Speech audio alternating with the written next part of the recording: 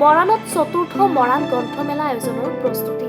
সুস্থ চিন্তা চেতনা সহিত এক বৈঠিক বাতাবৰণ সৃষ্টি কৰাৰ উদ্দেশ্যে মৰাণ নাগৰিক সমাজৰ উদ্যোগত আৰু মৰাণৰ পাৰ্শ্বৱৰ্তী অঞ্চলৰ সৌভাগ্যশী ৰাইজৰ সহযোগত অহা 1 ডিচেম্বৰৰ পৰা 8 ডিচেম্বৰ 2024 তাৰিখলৈ মৰাণ লাচিত নগৰস্থিত অৰুণোদয় সংঘৰ প্ৰাংগণত বৰ্ণাঢ্য কাৰ্যসূচীৰে চতুৰ্থ মৰাণ গ্ৰন্থমেলা উদযাপন কৰিব।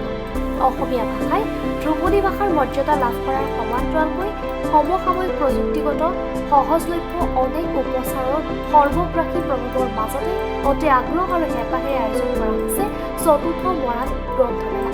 আজি আনুষ্ঠানিকভাৱে লাইখুটা স্থাপন কৰে বিশিষ্ট চিকিৎসক তথা অসম চৰকাৰৰ সাহিত্যিক পেঞ্চনপ্ৰাপ্ত বিশিষ্ট নিবন্ধকাৰ বিশিষ্ট শিশু সাহিত্যিক ডক্টৰ লোহিত বৰাই।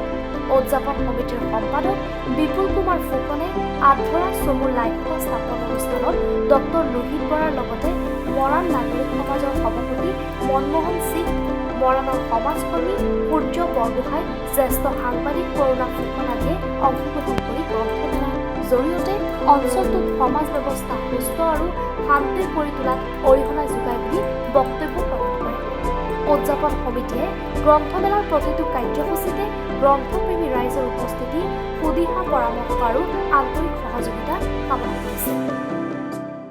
মৰাণ গ্ৰন্থমেলাৰ এই যি বাকৰি আমি আজি লাইখুটা স্থাপন কৰিলোঁ, তাৰ পৰা প্ৰথমতেই আপোনালোকলৈ আমি আন্তৰিক ধন্যবাদ আৰু কৃতজ্ঞতা জ্ঞাপন কৰিছোঁ আপোনালোক ইয়াত উপস্থিত থকাৰ বাবে। অহা 1 তাৰিখৰ পৰা ডিচেম্বৰ মাহৰ 1 তাৰিখৰ পৰা 8 তাৰিখলৈকে আমি গ্ৰন্থমেলাখন অনুষ্ঠিত কৰাৰ আমাৰ সকলো ৰাইজৰ সহমতত আমি অনুষ্ঠিত কৰিবলৈ লৈছোঁ। এই গ্ৰন্থমেলাখন মৰাণ লাচিত নগৰ যিটো অৰুণোদয় সংঘ, সেই অৰুণোদয় সংঘৰ প্ৰাংগণতে অনুষ্ঠিত হ'ব। গ্ৰন্থমেলাখনৰ আমাৰ হাতত থকা কাৰ্যসূচীসমূহ ইতিমধ্যে আমাৰ সভানেত্ৰী বাইদেৱে আপোনালোকক জনাইছে। তথাপিও মই ক'ব বিচাৰিছোঁ, আপোনালোকৰ এই যি প্ৰচাৰ মাধ্যম, প্ৰচাৰৰ যোগেদি আমি কিছুমান নতুন কাৰ্যসূচী হাতত ল'ব বিচাৰিছোঁ।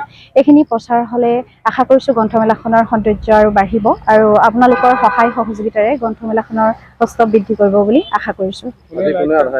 আজি লাইখুটা স্থাপন কৰিবৰ বাবে আমি আমাৰ মৰাণৰে এজন শিক্ষাবিদ, তেওঁ এজন বিশিষ্ট লেখক চিকিৎসক লোহিত কুমাৰ বৰা ডাঙৰীয়াক আমি আমন্ত্ৰণ জনাই আনিছিলোঁ। তেওঁৰ উপস্থিতিত লগতে মৰাণ নাগৰিক সমাজৰ যি পৃষ্ঠপোষকতাত আমাৰ গ্ৰন্থমেলাখন অনুষ্ঠিত কৰা হৈছে, তেওঁলোকৰ সভাপতি ডাঙৰীয়া আমাৰ লগত আছে মনমোহন সিং ডাঙৰীয়া, লগতে অৰুণোদয় সংঘৰ সভাপতি প্ৰফুল্ল গগৈ ডাঙৰীয়া আমাৰ মাজত আছে মৰাণৰে এজন বিশিষ্ট সমাজকৰ্মী সূৰ্য বৰগোহাঁই ডাঙৰীয়া, লগতে আমাৰ মৰাণৰ কেইবাজনো আৰু বিশিষ্ট নাম ল'বলগীয়া আমাৰ মাজত ব্যক্তি উপস্থিত আছে। তেওঁলোকৰ সহায় সহযোগিতাত, তেওঁলোকৰ সুদিহা পৰামৰ্শত আমাৰ এই অনুষ্ঠানটি সুকলমে পাৰ হৈ যাব বুলি আমি আশা ৰাখিছোঁ। আমাৰ বাবে এইটো খুব ভাল খবৰ আৰু আমি এই অনুষ্ঠানটোত জড়িত হ'বলৈ পাই খুব গৌৰৱ অনুভৱ কৰিছোঁ। মৰাণ অঞ্চলত গ্ৰন্থমেলাৰ আৰম্ভ কৰা আজি ৪ৰ্থ বছৰত ভৰি দিছে। ৪ৰ্থ বছৰৰ এই ৪ৰ্থ গ্ৰন্থমেলালৈ আমি মৰাণবাসী ৰাইজৰ লগতে বৃহত্তৰ মৰাণ অঞ্চলৰ সকলো গ্ৰন্থপ্ৰেমী ৰাইজকে সাদৰ নিমন্ত্ৰণ জনাইছোঁ। কেতিয়াৰ পৰা আৰম্ভ হ'ব, কেইদিনীয়া হ'ব আৰু কি বিশেষ কাৰ্যসূচী আছে?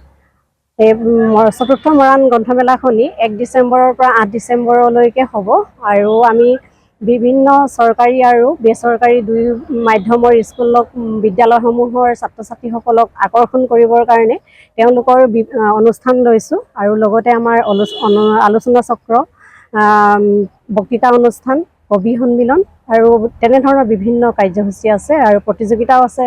চিত্ৰাংকন প্ৰতিযোগিতা, পঢ়ুৱাহা পঠন প্ৰতিযোগিতা আৰু আমাৰ সদৌ অসম ভিত্তিত মুকলি কুইজ প্ৰতিযোগিতাও সামৰি লোৱা হৈছে।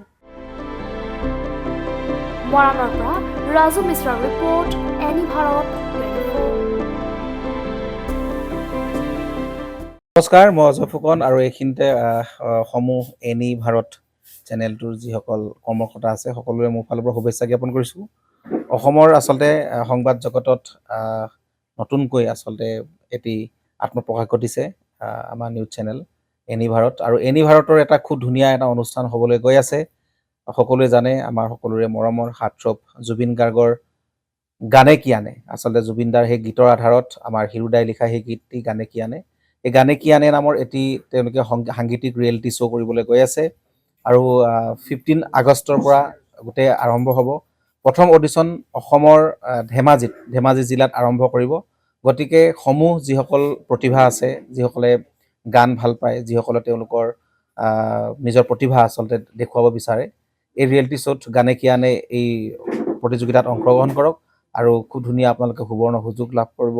লগতে ইয়াতে পুৰস্কাৰ আছেই, বিভিন্ন ধৰণৰ উপহাৰো আপোনালোকে লাভ কৰিব আৰু লগতে এগৰাকী প্ৰতিষ্ঠিত আচলতে এগৰাকী শিল্পী হিচাপে অসমৰ সাংস্কৃতিক জগতত আপোনালোক প্ৰতিষ্ঠা লাভ কৰিব। গতিকে গোটেই অনুষ্ঠানটোলৈ মোৰ ফালৰ পৰা শুভকামনা থাকিল আৰু লগতে এই অনুষ্ঠানটোত আপোনালোকে অংশগ্ৰহণ কৰিব। আমিও আছোঁ আৰু সকলোকে আমি লগ পাম। ধন্যবাদ।